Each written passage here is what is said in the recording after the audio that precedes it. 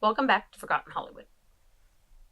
So, I don't remember if I've gone over this in past videos, but my favorite superhero is Batman. Hence why he's the only one I have memorabilia for. And I was thinking about all the different Batmans that have been, and trying to determine who did I think was the best. First, you have to see what makes a good Batman. And there are two sides to this. One is, of course, Batman. You have to have someone who is a fighter. You have to have someone who is a detective. Because he's got to be able to track down the clues, track down the criminals, get to the heart of what is causing the problems in Gotham City, and deal with that. Because that's how he differs from the police in a lot of these things, because they often don't have the manpower and the time and the money to track down anything beyond the surface level, the symptoms, if you will. Whereas Batman can really target past that and get to the root cause. That's why he works together with the police so often. And then you also need to see who's a good Bruce, because Batman has the other half of him, Bruce Wayne, who is passive to Batman's aggressive nature. He's often described as a rich playboy, but when I think of rich playboy, I think of Tony Stark from the Marvel movies, and he doesn't really come across like that. Bruce Wayne's version of a playboy is he might go out with more than one woman in a month. Tony Stark's version of a playboy is he might go out with more than one woman in a night. Not quite the same level, but he's always described that way. But he's also a philanthropist, because Bruce Wayne does good. He can't help himself. He has to do good. That's why he's Batman in the first place. But Bruce Wayne, being the pacifist, he gets things done through money, through donations, through charity work. So, that's the two sides. So now we come to who is in the running. And being that there are so many versions of Batman out there, I had to limit it to only theatrical releases. So this has to be in a film that was shown on the big screen in a movie theater. Not direct to video, not made for TV, none of that. It had to have been on film in a movie theater. There are 10 of them with that criteria. So starting with the earliest version of Batman, we have the 1943 serial Batman, starring Lewis Wilson. This one was heavy propaganda. I mean, hard to watch because it was so heavy-handed propaganda. It was blatantly racist against the Japanese because it was 1943. The bad guy was a Japanese character played by an Irishman. Yep, that happened. And his accent to me sounded like he was Spanish speaking, but he was supposed to be Japanese. It was just really odd. But they couldn't very well have a Japanese character played by a Japanese man in 1943. So they did what they could with what they had, but it was still just off. Next we had the 1949 serial Batman and Robin, starring Robert Lowry. Now this was an interesting mix because it had the style and the structure of the 1960s, but the tone and feel of the 1943 serial. So it just sort of, it wasn't terrible, but I wouldn't say it was that great.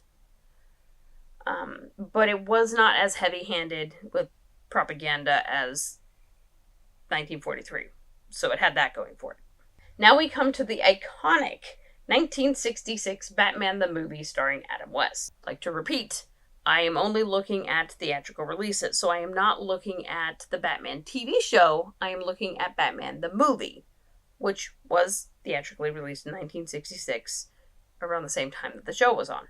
I don't think I have to explain that this was the embodiment of campy television, but it was made for kids, so it was a lot more fun, a lot more family-oriented. It didn't have the tension and heavy-handedness that previous Batmans and later Batmans had. Next we come to Michael Keaton, who played Batman in 1989's Batman. This was the first serious Batman in 40 years. And it was a lot darker toned than the previous Batman that people had become used to from Adam West. But it wasn't off-putting because the original Batman was more serious and was more dark. And of course, this was made by Tim Burton, who has his own way of doing things. Then we come to 1993's Batman Mask of the Phantasm, starring Kevin Conroy. So Kevin Conroy is best remembered as the voice of the animated Batman for basically forever, from 1992 on. There were other people who voiced Batman, but he was sort of the dominant voice. He was the one people emulated. But he's on the list because he was in the theatrical released Mask of the Phantasm, which was a pretty decent movie. It was based on the animated series, like a very, very long episode of the show. And it was actually pretty decent. This brings us to 1995's Batman Forever, starring Val Kilmer. Now, this changed the tone of the previous Batman by Michael Keaton into something a lot closer to the animated series. It wasn't quite as light and campy as Adam West, but it wasn't really that dark either. It was kind of an in-between. Then we come to 1997's Batman and Robin with George Clooney. Now, he changed the tone back to something closer to the 60s. I think that's the nicest way I can put that.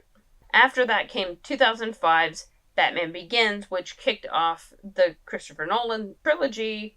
This reset the story back to the beginning, hence the title Batman Begins, and established Bruce Wayne as the playboy a lot closer to Robert Downey Jr.'s Tony Stark, which came a few years later. After that was 2016's Batman vs. Superman with Ben Affleck. Now, this one was unique as it was set far later in the Batman storyline. Most of them focus more on his origins, or when he first recruits Robin, or at the very least with the original Robin of Dick Grayson.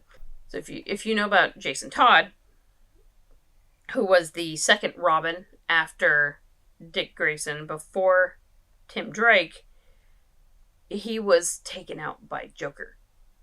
And you can see in the Batcave the Robin's uniform that has the holes in it and the spray paint. Ha ha ha. So if you know, and that's why he was so intense and so willing to really brutalize the criminal element, because they took his Robin. This brings us to the most recent iteration, 2022's The Batman, starring Robert Pattinson. This was notable as it was the return to the detective instead of the James Bond gadgets fighting cartoony villains. This was a lot more gritty, a lot darker, in more ways than one. Sometimes it was hard to see what was happening on the screen, but they tried to make it a little bit more realistic.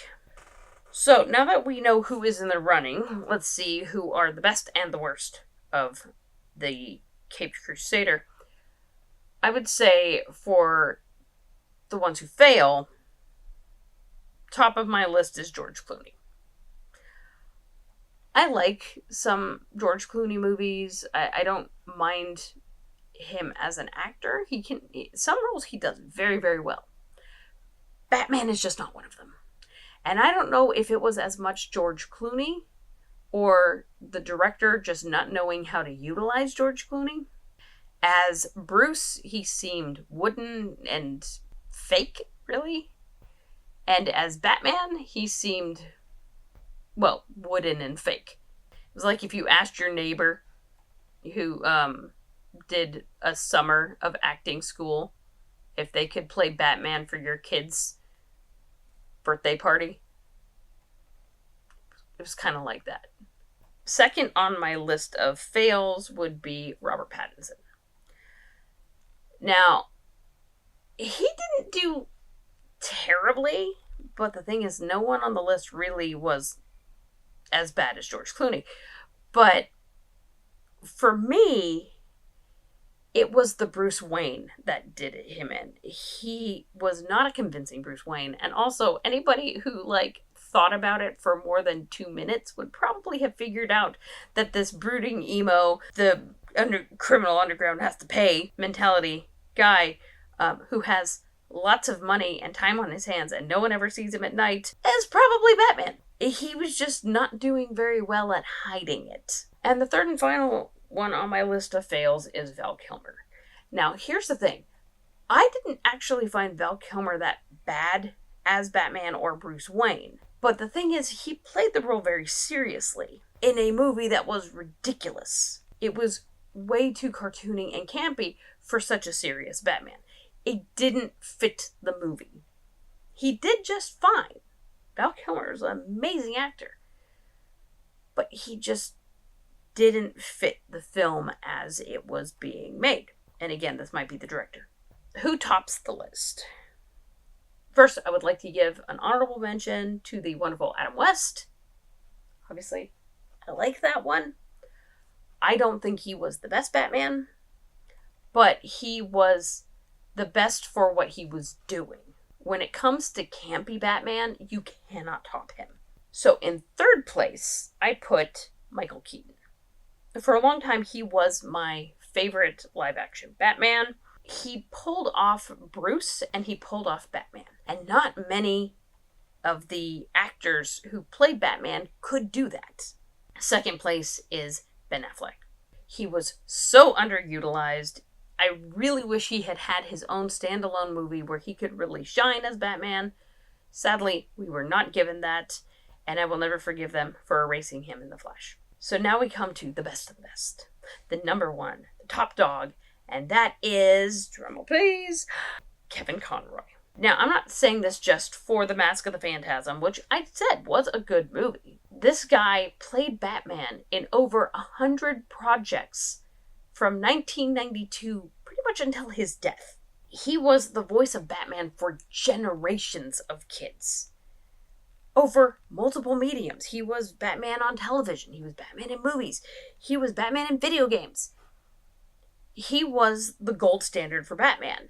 And when I say that, I'm not just throwing words around. He invented the Batman voice. He was the first actor to change his voice between Batman and Bruce Wayne. The first actor to make them distinct personalities. And the live action actors didn't really catch on with that until Christian Bale. Although he, I think, went a little far with the gravelly voice. But Kevin Conroy, he established that.